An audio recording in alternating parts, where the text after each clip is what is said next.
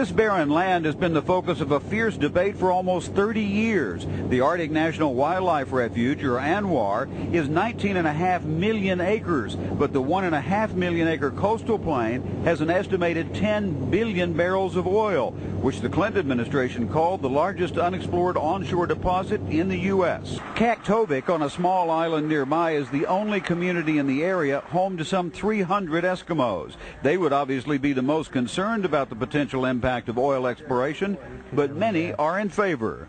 A lot of people here support opening ANWR, and we hope that they would listen to us. Community officials concede there are some opponents to drilling in the area known as Section 1002, but they say the community as a whole wants to go forward. The three organizations represent the whole village of Kaktovik, and all three organizations support responsible development of 1002.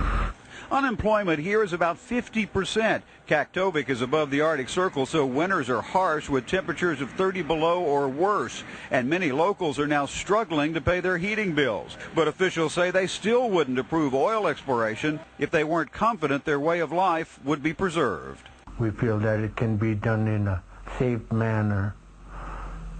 Otherwise, we wouldn't be supporting it at all.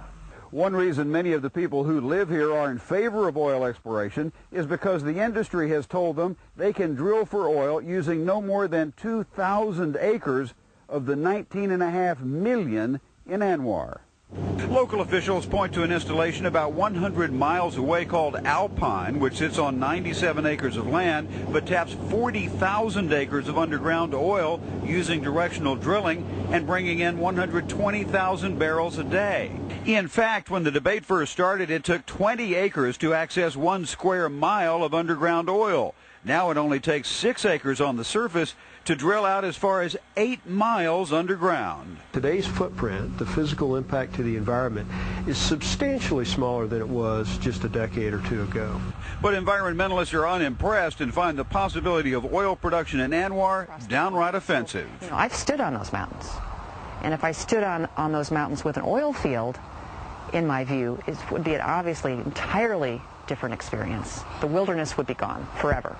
Opponents also say it would be years before any oil would be available from ANWR, and also argue that finding more oil is the wrong way to go. People are ready for a change. We don't want to keep burning fossil fuel. But it will be decades before we have enough renewables to replace oil, and production is falling. Congress has repeatedly debated drilling in part of ANWR, and in 1995, it even reached a decision. We passed legislation that would allow us to drill in ANWR. President Clinton vetoed that bill, and if he hadn't, we'd be getting about 1.5 million barrels of oil a day out of ANWR. Someday they'll open ANWR, whether it's now, whether it's 20 years from now, they'll find out that they really need more oil.